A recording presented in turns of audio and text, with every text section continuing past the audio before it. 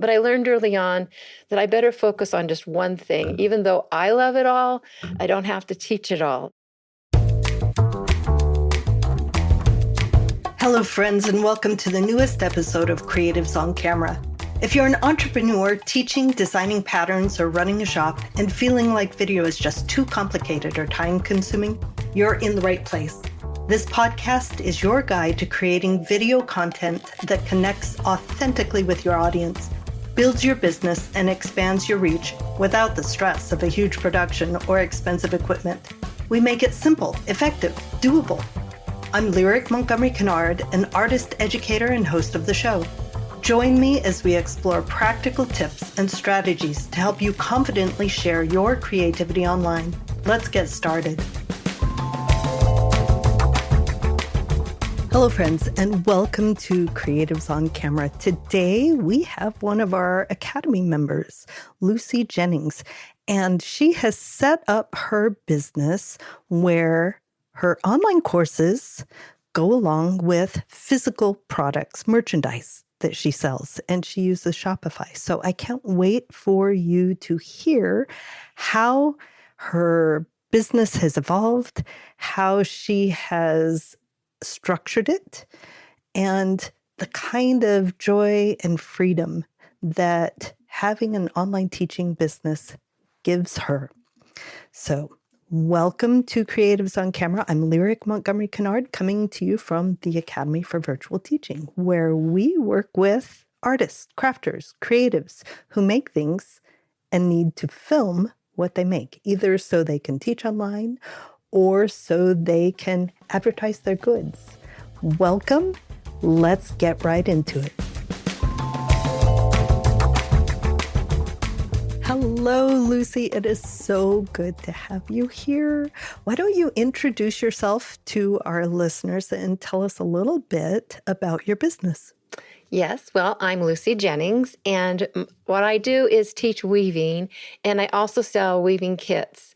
And it's mostly geared for beginners because that's the easiest way to start economically for weavers, is to start small.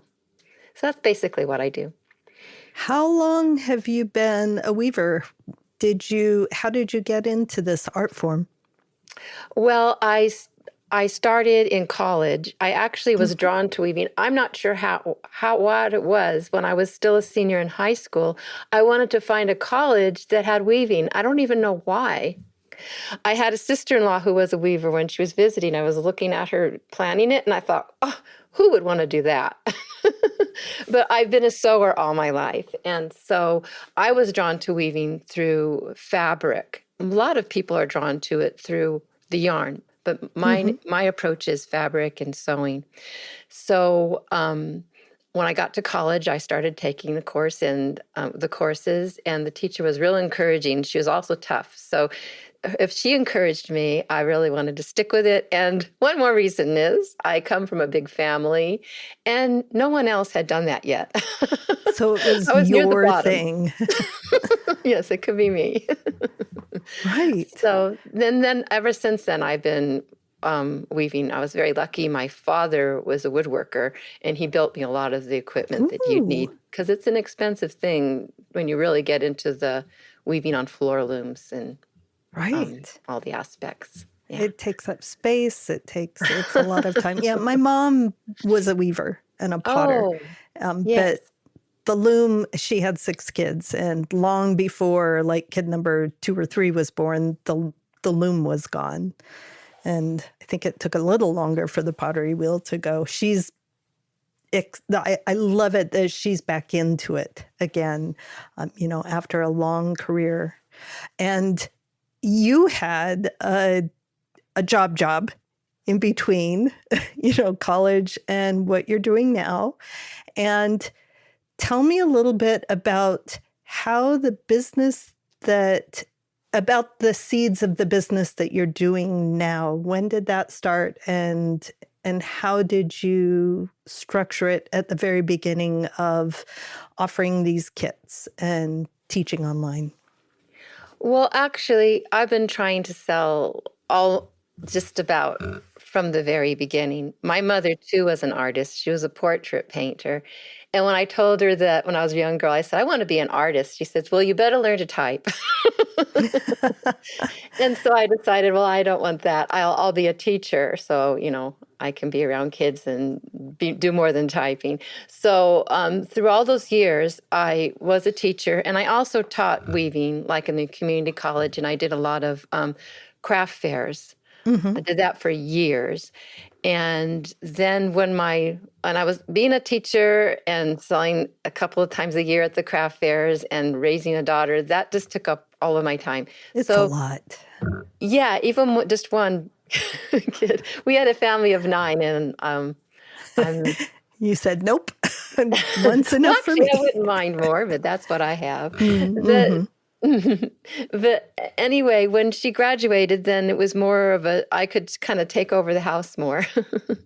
And so about 10 years ago, well, actually, the real story of it started when I was still teaching, and I had taught the little tiny kids, and then I went into being a reading coach. And I decided what I wanted to do was maybe retire early and go into a business of teaching kids to read through art. And because Oh, so many kids that I would have would be kind of feel like they weren't smart enough because their brains work differently.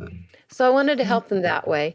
But at that time, it was getting very competitive with all of this online sales. This was 10 years ago.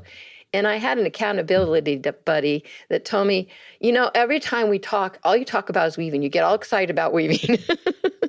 She said, maybe that's what you should be getting into. And I thought, I think she's being a good muse for me, and that's correct. So I hadn't done craft fairs in a long time because I just didn't want to do that, putting up it's tents, taking exhausting. down tents. And so then I just started to look into selling. I think I started out with selling the looms, and it just naturally to me would be teaching as well. And I started my YouTube way back then too. So I've been on YouTube a long time, but I still need to focus in better and improve what I'm doing there. So basically that's how it started. It kind of went together, and the very start, I wanted to teach people to weave from the start, and I was going to take them all the way through the process if they wanted to go on to floor looms or whatever else they wanted to do. There's so many aspects. But I learned early on that I better focus on just one thing. Even though I love it all, I don't have to teach it all. So it's still hard for me sometimes. To narrow it down and simplify it, right? Yeah, it's still hard for me sometimes to do that because I want to teach them all about all the aspects of weaving. But what I teach online is basic weaving, and it usually would be considered maybe tapestry weaving on a small loom because that's what I sell. At first I had someone else making my looms for me, and then the cost was going up so much that I invested in a laser cutting machine, and that was a big investment. But it paid off. I'm glad I did. I could be more creative with my designs. I didn't have to have 100 made and see if it was what I really liked. Yeah, be So, your own supplier. And yeah. for those of you who are listening, when you go to her website, you will see that Lucy sells these beautiful, adorable, tiny little miniature looms. And it's a kit with everything you need. So it isn't a floor loom. It isn't something that's going to take people hundreds of hours to finish, right? Let's talk. There's so much more, but let's talk for a minute about this simplifying and this niching down and how choosing one thing to teach is kind of important. One of the things that does, instead of throwing everything you know into one class or at all your students, it gives your students a really easy and quick win. And that is so important. Have you gotten feedback from your students and what they love about what you're teaching? Yes, and that's one thing I really enjoy is when they ask me questions and I can answer it. It's usually through messages. Yeah, they've often said that I've really encouraged them. And one of my slogans is slow down and make it with love. I just thought of that one day, and they repeat that just to slow down. And niching down is also slowing down, to tell myself, don't try to make every kind of loom, just make it simple. So, yeah, that's why I I really enjoy it when people ask me questions. It's probably the teacher in me. Right. Yeah. Now you built courses to go along with this kit. You have a physical product that you're your own supplier for. You put it together and it goes out to people. And then you have a course that shows them how to use it. I mean, really smart meshing of retail plus a service plus the online class. Most people, when they build an online class, use a specific online class platform, but none of the online class platforms can sell physical goods proficiently, right? Some of them, there's Right. workarounds. So so you started out with what platform for selling your weaving kits? It was Shopify. Years ago, I was on WordPress, but when I wanted to start selling the weaving kits, it made more sense going on to Shopify. But the problem with Shopify is it doesn't have a very robust blog. You can still do Mm-hmm. it. But so I just settled for that. I decided that's good enough. I don't have to be real fancy. And also with the courses, what I ran into is you could sell courses, but it was really expensive. It wasn't in my budget. But just lately, thanks to you, I found out about Tevello, and it is very affordable and it is excellent. And all the reviews are great. So What is that saved Tevello me. and what does Te- it do? What Tevello is that I used to have two sites, one for my courses and one for my products. And people often got confused when they were logging in. They'd often get messages, they can't log in, nothing will work. It's because they were using the wrong login. They were using the login for my Shopify site or the other. So what this is really simplified is that they can just get right in and there's everything for them. And what Tevello does is it turns a course into one of the products on Shopify. So when they purchase the course as a product, then they automatically, well, I mean, I'm stepping ahead because some of my products include a course. It comes with a mini course. Oh, So what's cool. really simplified it is when they buy that product, they automatically get the mini course. There's no So extra effort I have to do. it's a plugin for Shopify. So Right. it's a software addition that's easy to add on, that is developed specifically to work well with Shopify, where you can deliver an online course through Shopify. Shopify is one of the best platforms there are for selling physical goods. It's inexpensive, it's easy to set up, it tracks inventory, it gathers all the information you need to know what weight and address for shipping. It's just, that's what it does. It lets people shop. But before this, it had been really difficult to deliver online courses. Right. At an affordable price. They had them, it was real expensive. And they often had things I didn't need. But even Tevello has something I haven't used yet. They have memberships as well. So that's a good feature. It still doesn't have all the bells and whistles as some of the others, but I just decided that's fine with me. I like it simple. I just want to keep it simple. So Absolutely. what I mean by simple is they get the course, it's all outlined and they follow through with it.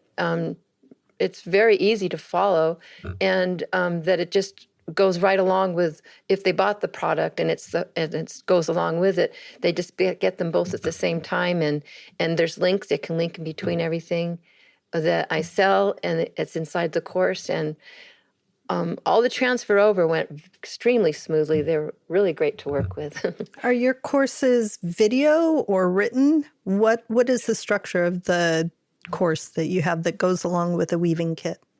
It's mostly video. Yeah. Okay. And do you have to host the videos elsewhere, or does it host the videos for you?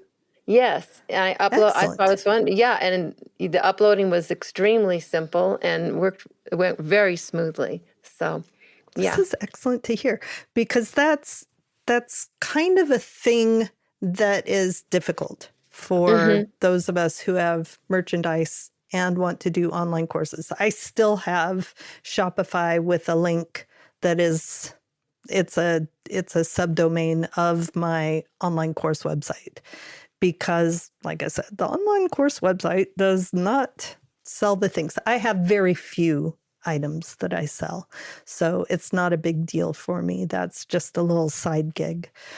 But these two things can be income multipliers. If you have physical goods that people can order that go along with your course, or a course that comes along with the way you're doing it, right? And we were talking earlier, and you said you live in a rural area. So did that determine whether you could do live courses or on demand, or have you just not been interested in doing live Zoom courses?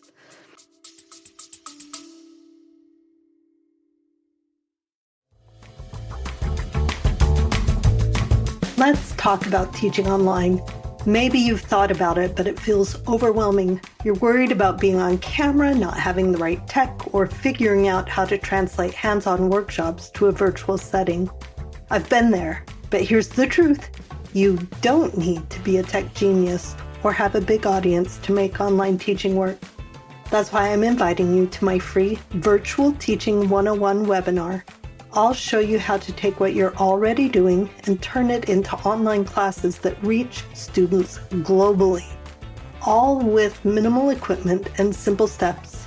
When I made the switch, my income per teaching hour jumped by 7 times compared to in-person workshops, and I'll show you exactly how it can work for you too.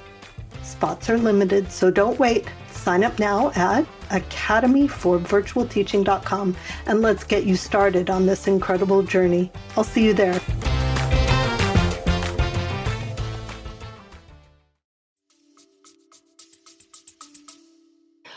Oh, I just haven't done it yet because I'm just so afraid that something's going to go wrong. And so I should just do it. But I do teach in person, like I'm going to in a couple of months at a Weavers Festival. Fantastic. But yeah, and it is really wonderful to be teaching with the people and see them face to face. It's just one of those things that I just think, I'll just, stick to on demand for right now. For I right think now. having a weave along or something like that might be fun to try. Right. So, yeah. That does sound really, really fun. And it's often a challenge like that, or a quilt on, weave along kind of thing, really can help you find new audiences as well. So Lucy, you were one of the people that came through the Academy for Virtual Teaching's signature course where we build online classes.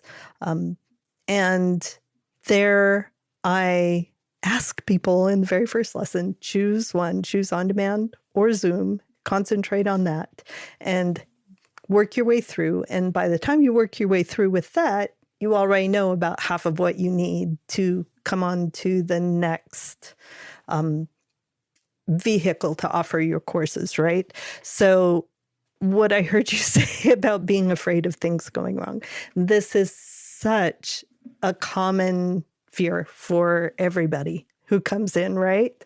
One way, no matter what it is, there's this like, oh my gosh, the tech is uncontrollable. The tech makes it difficult. It's going to break, right? But in your experience, what happens when that happens? Oh, people are very kind, of course. Right. Because that's, and it's fun to be with all you quilters because I still feel a kinship to quilting. Even though I don't quilt, it's still sewing. And quilters are kind too. We're just, it's something that I shouldn't be worrying about so much. But that is true. People are very patient and kind. So, right. They are. What kind of things were you worried about or afraid of as you started your business with the online courses before you came into the academy?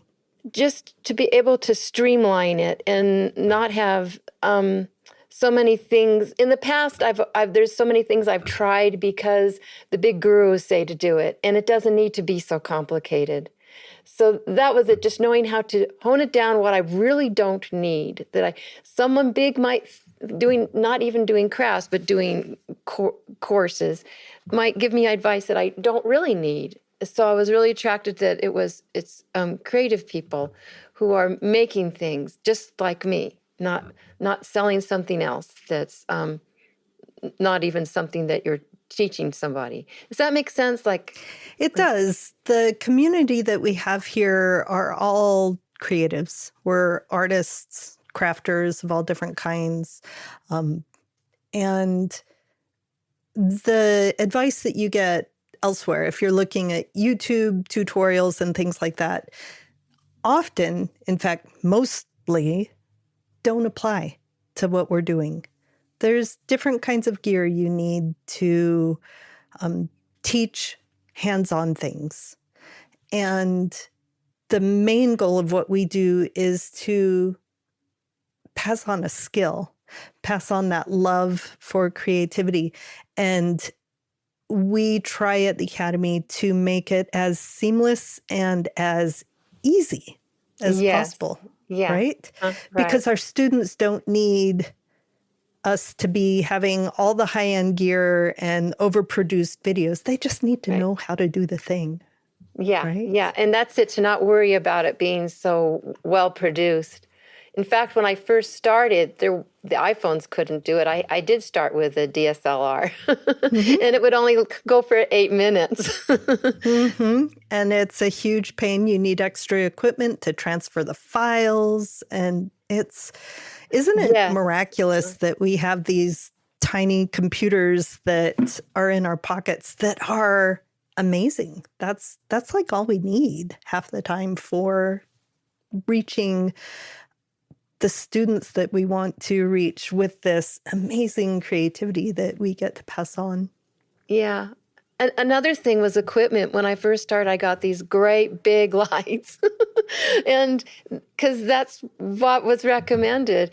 And since then, I had another ring light, and that wore out. And then now I have this very compact ring light, and I just decided, you know what, I don't want to have all this equipment set up in my studio all the time. So now I've narrowed it down to a very small area that's always set up. So that was another time when I had to niche down and say, okay, what you're going to show is just going to be your hands. If I want to do my own self, like right now, then that's not a problem either.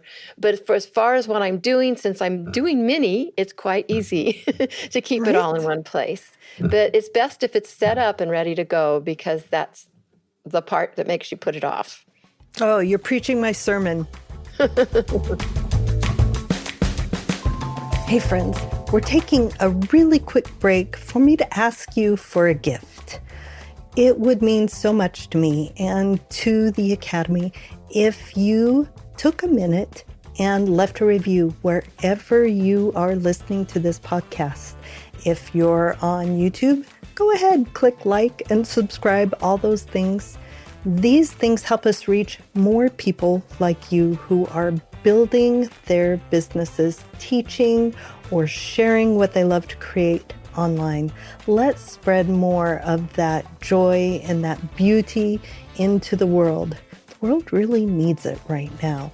So thank you in advance. And let's get back to our conversation with Lucy. The easier your equipment setup is, you don't have to drag anything out. It's not in the way, but it's always there and ready where you're working. It makes it so easy to just, whatever you're doing, click record and build a library of content that you can dig through and use all different kinds of ways. It's a much more efficient way to produce your courses, to produce whatever content that you've got going on. What have been some of the difficulties and some of the joys of the business that you have created?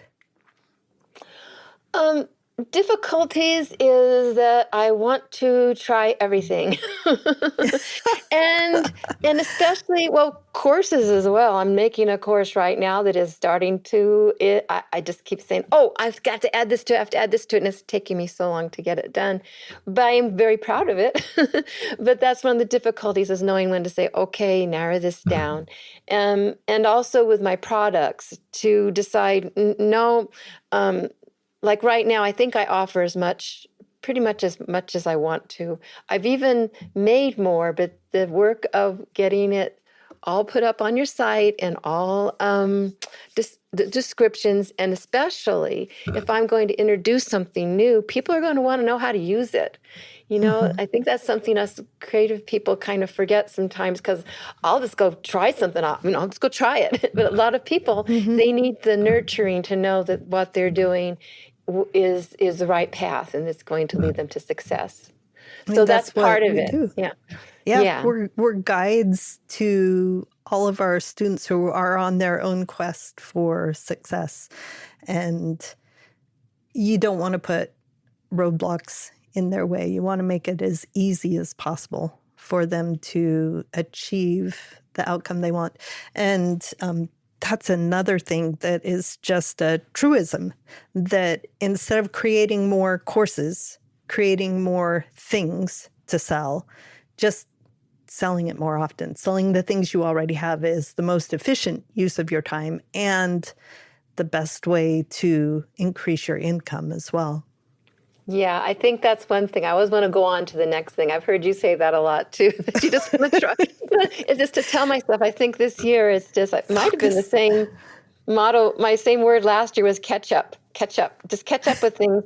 And this year it's, I've got so much I've already got going to get those situated down and onto my site with my new products. And then don't do anything new. Just hone in on what you have. And the one course I'm making now, then I'm really planning to hone in a lot more on my YouTube, because that is what brings me a lot of revenue, YouTube and Pinterest. So, Absolutely, right? yeah. Let's talk about that for a minute, because you can create 100 courses, but if you don't get them in front of people, it doesn't matter, right?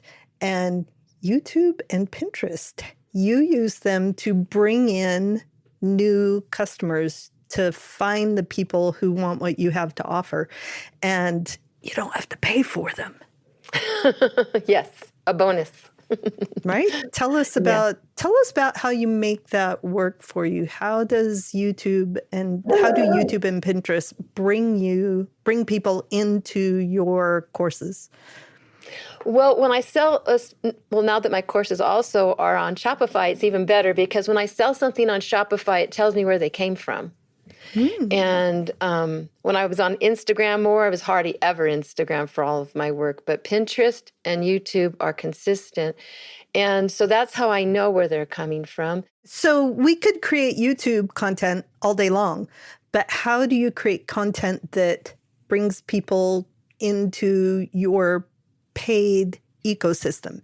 Yeah. Like, they'll watch YouTube. People can learn anything, find any information they want for free on YouTube, right? And Right. so a lot of times course creators think, why would I put something out for free? Mm-hmm. But it's the best advertising you can have if you work it to bring them to you. So how do they get from your YouTube channel to your shop or your courses? Well, one thing is with the products, I find that when I make the product, like I said before, I want to show them how to use it. So a whole lot of it is referring them to YouTube on how I use it. And I Mm-hmm. found even little clippets of demonstrations on my product page. I can just link to a little tiny YouTube video, which is great. And that one might not get a lot of views on YouTube, but it helps me on my Shopify site. But on YouTube, it's basically I'm showing them how to use the simple looms, and then that brings them over to my site to want to get it. And as far as my courses, what I like to do is take snippets of the courses, or sections even, and make them into shorts, or even for longer videos. I might take a lesson from my course and put it up on YouTube so they can get a Mm-hmm. feel of what it is. And one thing about YouTube that I just am starting to get, I didn't get it before, but now I can put my products um, right underneath my video, so they can go right to the product. So Right. that You is can a put the great thing. link to your shop in the product description. Yeah. And YouTube and Pinterest are both search engines. They are the places that people go and type in, how do I? So if your video and your title and your description answer the question that your specific people have, how do I learn to weave? Beginners weaving, whatever. They'll find your content. And and it's also evergreen, right? Social media, fine, but one, you don't own it. Two, it's ephemeral. It goes away. You're lucky if anybody in your audience actually sees your work. It always feels so random, and it can disappear at any time. But YouTube and Pinterest are completely different animals. Yeah, because people search for it. Like on Instagram, you might put something up and it might get shown and it might not. But with Pinterest and YouTube, is if they're looking for it, they can find it. So Right. it's also extremely helpful to be in a very small niche because I show up more. Right. This is an interesting thing too. Going back to simplifying, instead of teaching everything you do, also find a very specific audience. Like the Academy, there are other people who teach people video tech and online software for teaching and stuff. But as far as I know, we're the only ones who target specifically creative makers. Right? Yeah. And niching down, you would think that you're limiting your audience, but actually, you find the perfect audience, right? And you serve them better. And it actually helps you find the people that you need to serve when you narrow things down. If you try to speak to everybody, it's so broad that you really don't speak to anybody. Yeah. Yeah. Yeah, I wish you were around 10 years ago. Who knows where I'd be by now. I was around 10 years ago doing my own thing and learning all the things the hard way. Yeah, that's what I was doing too, right? Yeah, but sharing all these lessons learned the hard way Yeah. with my community and my colleagues, this has been phenomenal. Just the Academy brings me so much joy to work with people like you who are able to, not only do I love seeing your business succeed for you, but I'm an artist and I teach because I love seeing that spark in our students, right? That joy, that creativity. And when I teach you all to share that with more people, it's like an exponential explosion of the people that are reached with that spark. Yeah, because then they go on and spread it further through their students. Yeah. Right? Yeah. It's phenomenal. I love it. What are some of the things that you love the most about having a business that is teaching online with the creative things that you do? Well, when I was an elementary school teacher, that's what I dreamed of. I mean, I enjoy teaching the kids and all, but to tell the truth, being a teacher and the administration and everything around it, that's the hard part. And I just dreamed of a day when I could just teach.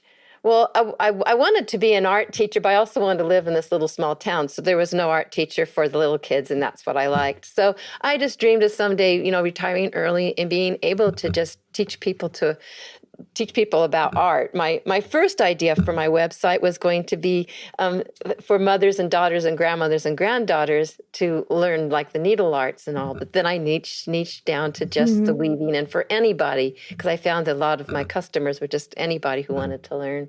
And I want to keep it all just my own self. I know other people, it's good advice for them to branch out and have people who work for them and help them get things done so they can go farther.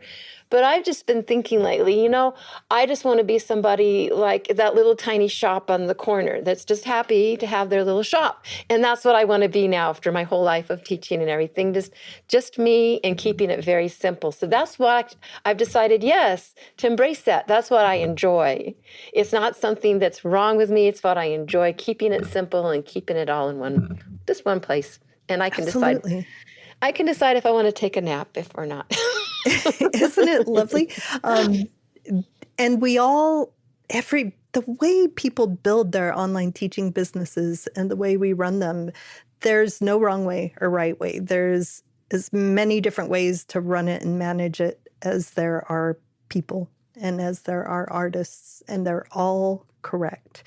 And being your own boss and being able to decide to take a nap, or, in my case, teaching online instead of, I was traveling all over the world doing this, which I still love. I still travel occasionally to teach, but it's exhausting.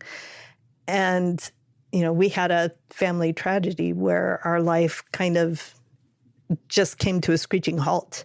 And my business didn't die.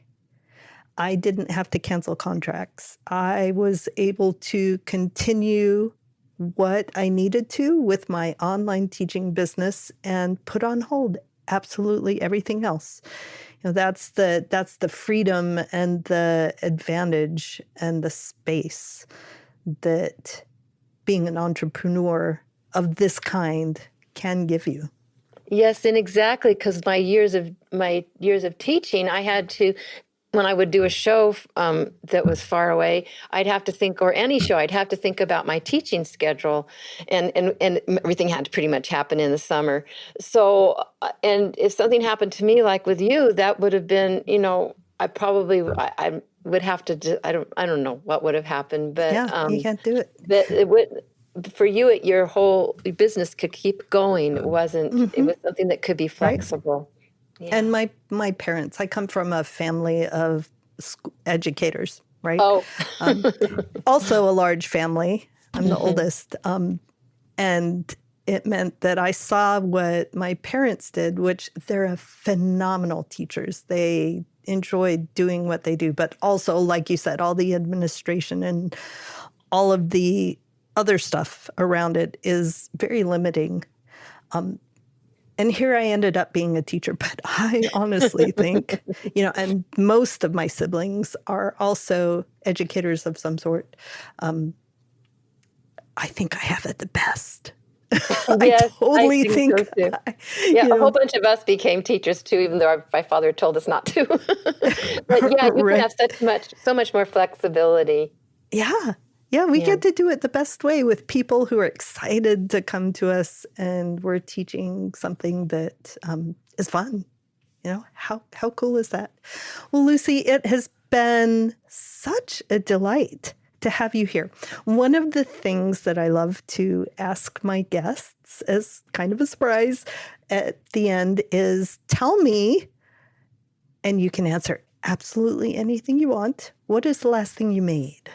Well, I will tell you the truth, Lyric. I love your podcast. I listen to every episode, and I knew you were going to ask me this.